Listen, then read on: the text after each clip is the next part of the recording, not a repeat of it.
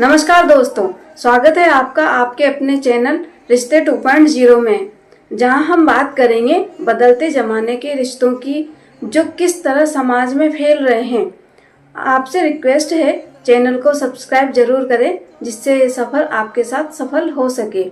तो आइए जानते हैं।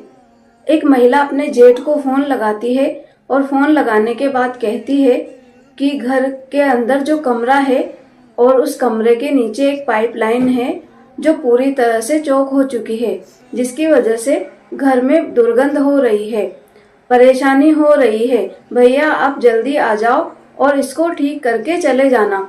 जैसे ही जेठ ने यह बात सुनी, जेठ थोड़ा परेशान हो जाता है और कहता है कि मैं तो काम पे जा रहा हूँ, अपनी मजदूरी करने के लिए जा रहा हूँ। वहाँ से जब फुर्सत होगी घर वापस आऊँगा और आकर ठीक कर दूंगा। लेकिन उसके जो छोटे भाई की वाइफ होती है, पत्नी थी, वो बार बार कह रही थी, भैया पहले आप यहाँ का काम कर जाओ, बाकी काम बाद में कर लेना। लेकिन उसने कहा कि पहले मैं अपना काम करके आऊंगा, उसके बाद वहां से फुर्सत मिलेगी तब तुम्हारे पास आ जाऊंगा। आखिरकार वो चौक पे पहुंचता है, जहां पर लोग अक्सर अपने अपने घरों का काम कराने के लिए मजदूरों को, मिस्त्री को, टाइल्स वालों को लेके जाते हैं। और वह काफी देर तक इंतजार कर रहा था, लेकिन उस दिन उसको कोई भी लेने नहीं आया। अब वह कहता है कि आज तो खाली रह गया दिन। फिर वह अपने छोटे भाई के घर पहुंचता है। वहां जाने के बाद अपने भाई की पत्नी से बातचीत करता है। कहता है कि क्या दिक्कत है, क्या परेशानी है, मुझे दिखाओ। दरअसल वो कमरे में लेके जाती है और कमरे में ले जाने के बाद दिखाती है कि यहाँ दिक्कत है। यहाँ पर पाइपलाइन थी और पाइपलाइन जो उसमें रिसाव हो चुका था, चौक हो चुकी थी पूरी तरह से, जिसकी वजह से दुर्गंध हो रही थी। उसने कहा सब कुछ तो ठीक ठाक है, गड्ढा एकदम से पूरी तरह से प्लेन है, बस यहाँ 2-3 टाइल्स लगानी बाकी है, टाइल्स लग जाएगी, सब ठीक ठाक हो जाएगा। वो कहती है कि आप जैसे भी करना है, अब यह आपकी जिम्मेदारी है। तुम्हारे भैया मुझे 1000 रुपये देकर गए थे, ये 1000 रुपये अपने पास रखो और जैसे चाहे वैसे ठीक कर दो। उस दिन वो पूरी तरह से खाली था, उसे 1000 रुपये मिल चुके थे। उसने कहा 3 टाइल्स लगानी है, कुछ भी तो नहीं है, सीधा बाजार जाता है, 2x2 की 3 टाइल खरीदता है, सीमेंट खरीदता है, बाकी जो जरूरत की चीजें थी वो खरीद के लेके आता है। अकेला काम इसलिए कर रहा था कि बहुत ज्यादा बड़ा काम नहीं था। वो आता है और 3 टाइल्स लगभग 1.5 घंटे के आसपास लगाकर वहां से निकल जाता है। वह नहीं जानता था कि जहां पर उसने 3 टाइल्स लगाई है, दरअसल उसके नीचे 3 टुकड़ों में एक लाश को दफन कर दिया गया था। लेकिन एक दिन अचानक ही वो लाश बाहर निकल के आती है और उसके बाद एक कत्ल का राज दुनिया के सामने आता है। इस कत्ल का राज सुनने के बाद आप लोग भी सोचने पर मजबूर हो जाएंगे, विवश हो जाएंगे कि आखिरकार ऐसा क्यों हुआ। आज की सच्ची घटना में मैं आपको सुनाने जा रही हूँ। ये सच्ची घटना है उत्तर प्रदेश के जिला जौनपुर का एक थाना लगता है बक्सा। यहाँ का एक गांव लगता है अभिनंदन पट्टी। दरअसल यहाँ का रहने वाला एक व्यक्ति जिसका नाम है अखिलेश चौहान, जो कि महाराष्ट्र की राजधानी मुंबई का एक इलाका है 50 किलोमीटर दूर नाला सुपारा, जहाँ पर वह रहता है। दरअसल बिलाल पाड़ा जगह में रहता है। अखिलेश चौहान को कुछ पैसों की जरूरत थी। उसने 1 BHK का एक फ्लैट खरीदा था, उसको पेमेंट देना था। इसके लिए वो परेशान था कि आखिरकार उसकी पेमेंट का जो टाइम था वो बहुत नजदीक आ रहा था। इसलिए उसने अपने बड़े भाई विजय को फोन किया, उससे बातचीत करने की कोशिश की, लेकिन विजय का नंबर बंद आ रहा था और विजय के पास लगभग 10 से 11 लाख रुपए के आसपास का इंतजाम था। उसने ही वादा किया था, भरोसा दिलाया था कि जब 1 BHK का फ्लैट लोगे तो मैं कुछ पैसों की मदद कर दूंगा। अब अखिलेश अपने भाई विजय से लगातार कोशिश कर रहा था बातचीत करने की, पर बातचीत नहीं हो रही थी। उसने अपनी भाभी को फोन किया। भाभी का नाम चमन उर्फ गुड़िया देवी होता है। भाभी से कहता है कि भाभी मुझे भैया से बात करा दो। बात नहीं हो पा रही है, उनका नंबर दरअसल बंद आ रहा है।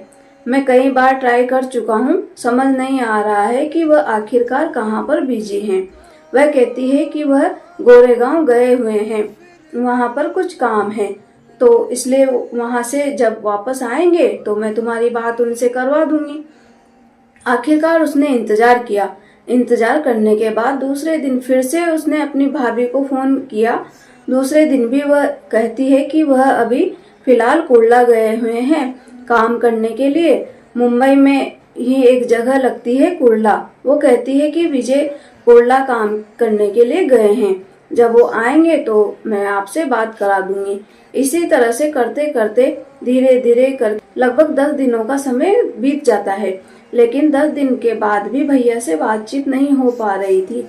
हद तो तब हो जाती है जब उसकी भाभी का नंबर भी बंद हो जाता है। गुड़िया देवी का जब नंबर बंद हो जाता है तो अखिलेश परेशान हो जाता है।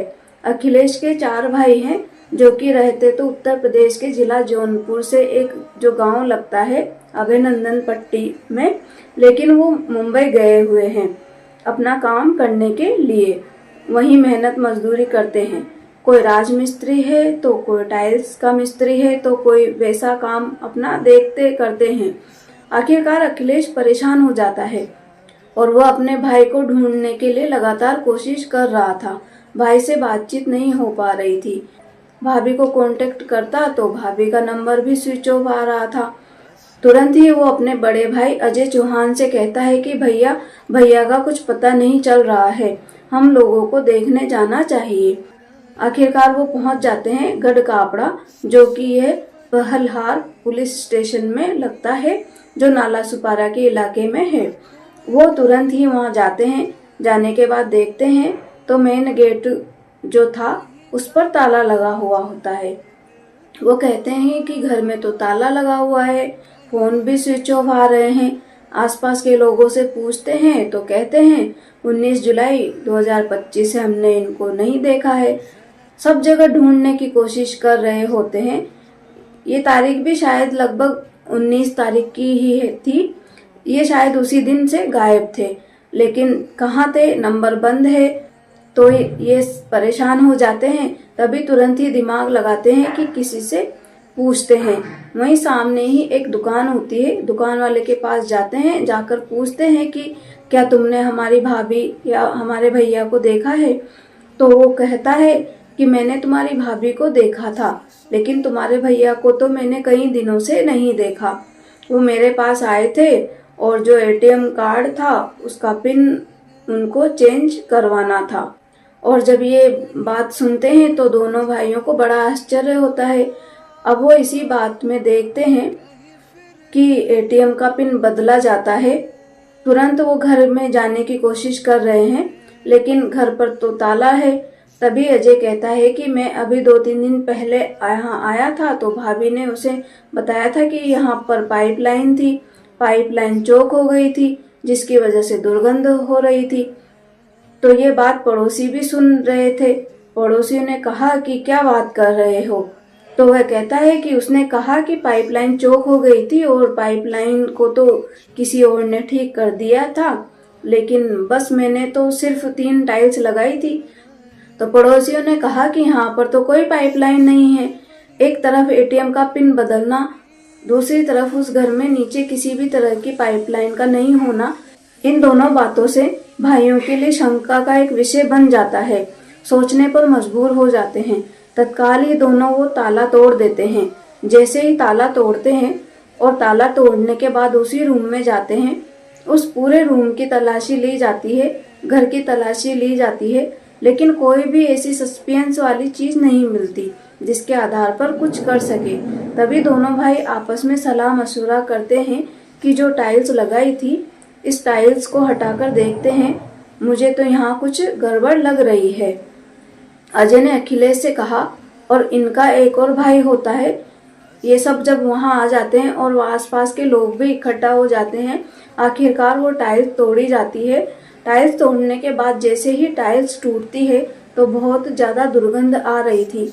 उसके बाद लगभग 3 से 4 फुट का एक गड्ढा खोदा जाता है, गड्ढा खोदने के बाद पता चलता है कि वहां पर सचमुच एक लाश थी जो कि बुरी तरह से सड़ चुकी थी। उसके भी शायद 3 टुकड़े बताए जाते हैं। आखिरकार पहलहार पुलिस स्टेशन को सूचना दी जाती है। पुलिस मौके पर पहुंचती है, लाश को कब्जे में लेती है और कब्जे में लेने के बाद अब वो ये पता लगाने में जुट जाती है कि आखिरकार जो ये चमन उर्फ गुड़िया देवी है वो कहाँ पर है। इसका पता लगाने की तमाम कोशिशें की जा रही थी, लेकिन पुलिस को कोई सफलता नहीं मिल पा रही थी। आखिरकार 7 टीमों का गठन कर दिया जाता है और गठन के बाद ये देखा जाता है कि ये कहाँ पे गए हैं। तभी ये थोड़ा सा इनके बारे में जब पुरानी हिस्ट्री को देखा जाता है तो पता चलता है कि विजय की गुड़िया से जो शादी हुई थी वो लगभग 8 साल पहले हुई थी। गुड़िया जाफराबाद की एक जगह लगती है हौज, वो वहाँ की रहने वाली होती है। शादी हो जाती है, शादी के बाद वो सीधे अपने ससुराल जाती है। तब से वो ससुराल में ही रहती है और उसका पति मुंबई में काम करता है, वहीं रहता है। जब वो मुंबई से अपनी पत्नी को मिलने आया करता था तो एक दिन वह कहने लगती है कि क्या आप मुझे मुंबई अपने साथ नहीं लेके जा सकते। तो जैसे ही ये बात उसका पति विजय सुनता है तो कहता है कि कोई दिक्कत नहीं है, अब की बार जब मैं आऊँगा तो तुम्हें मुंबई लेकर जरूर जाऊँगा। अगली बार जब वो आता है तो उसको मुंबई लेकर चला जाता है। वहाँ पर अपने रहने का इंतजाम कर लेता है बाकी भाइयों से अलग। हालांकि तब तक उनके भाई सब एक साथ रहते थे, लेकिन उसने कहा कि मैं अपनी पत्नी को यहाँ लाना चाहता हूँ, इसलिए आप लोगों को अपना एक अलग इंतजाम कर लेना चाहिए। यहाँ पर चारों भाई अलग अलग रहना शुरू कर देते हैं। इसी बीच में जो विजय होता है वो अपनी पत्नी के साथ रहने लग जाता है। काम करता था, मजदूरी करता था और इसके एक बेटा भी पैदा हो जाता है। अभी फिलहाल जो उसका बेटा है 6 या 7 साल के आसपास का होता है। अब पुलिस उन्हें लगातार तलाश करने की कोशिश कर रही थी। अचानक ही उसका व्हाट्सएप ऑन हो जाता है और जैसे व्हाट्सएप ऑन होता है तो पुलिस ने सर्विलांस की मदद से लोकेशन निकलवाई और लोकेशन निकलवाने के बाद आखिरकार गुड़िया को पुणे से गिरफ्तार कर लिया जाता है। ये गिरफ्तारी होती है 22 जुलाई 2025 की शाम को। इन्हें गिरफ्तार करने के बाद पुलिस इन्हें हिरासत में लेती है और पूछताछ करती है तो पता चलता है कि एक मोनू नाम का लड़का है जो इस महिला यानी कि गुड़िया देवी से लगभग 8 साल छोटा है, जो कि बीएससी आईटी का 3rd ईयर स्टूडेंट होता है। पढ़ने में काफी होशियार होता है, दिमाग से काफी जहन होता है। इस महिला का इस लड़के से जो 8 साल छोटा है उससे प्यार हो जाता है, इश्क हो जाता है और इसी इश्कबाजी के चक्कर में आकर उसने उसके पति का कत्ल कर दिया था। अब कत्ल कर दिया है, कत्ल धोखे से हुआ है या नहीं हुआ है, कैसे हुआ है, क्या गड्ढा पहले खोदा गया था या कत्ल बाद में हुआ था, ये क्या कहानी थी। पुलिस इन सवालों का जवाब जानने की कोशिश में जुट जाती है। इनको पहले कोर्ट लेके जाती है। कोर्ट ले जाने के बाद इनको 5 दिन की पुलिस रिमांड मिलती है और वो रिमांड मिलती है 23 जुलाई 2025 को। आखिरकार अगले 5 दिन में पुलिस इनसे ये पता करने की कोशिश करेगी कि हत्या का मेन कारण क्या था और क्या नहीं था। 7 साल का जो बच्चा था वो अपनी माँ के साथ ही गया हुआ था, वो सुरक्षित था। जब उस बच्चे को पुलिस ने उसके परिवार के सुपुर्द किया, उनसे बातचीत करने की कोशिश की, इस बालक से पता चलता है कि इस मोनू शर्मा के साथ उसकी वो माँ है जो रंगरलियां मना रही थी, अजीब तरह की हरकतें कर रही थी। उस बच्चे से जैसे जैसे पूछा जा रहा था वो बच्चा वैसे वैसे जवाब दे रहा था, लेकिन वो बच्चा ये नहीं जानता था कि उसके पिताजी कहाँ गए हैं, किस हालत में हैं और उनकी हत्या कैसे हुई। अभी पुलिस इस हर एक पहलू को जानने की कोशिश कर रही है, लेकिन ये पता चलता है कि मोनू शर्मा और उसकी जो 8 साल बड़ी प्रेमिका जो शादीशुदा महिला होती है चमन चौहान उर्फ गुड़िया देवी, उन्होंने हत्या कैसे की, इन्हीं पहलुओं पर अभी जांच पड़ताल जारी है। इसका अगला भाग हम जरूर लेके आएंगे। ये पता जरूर करेंगे कि आखिरकार इस महिला ने हत्या क्यों की, इसके पीछे क्या वजह थी और विजय के साथ आखिरकार हुआ क्या था। लेकिन जितना भी घटनाक्रम लोगों के सामने आता है वो वाकई हैरान करने वाला है, परेशान करने वाला है। इस पूरे घटनाक्रम को सुनाने का उद्देश्य किसी को परेशान करना नहीं है, किसी का दिल दुखाना नहीं है, बल्कि आज के बदलते जमाने में रिश्ते किस कदर बदल रहे हैं ये बताना है। आप अपने रिश्तों के प्रति जागरूक रहें, सचेत रहें, यही बताना है। आप जहाँ भी रहें अपना ख्याल रखें, खुशहाल रहें। मिलते हैं और जानकारी के साथ नेक्स्ट वीडियो में। तब तक के लिए जय श्री कृष्ण।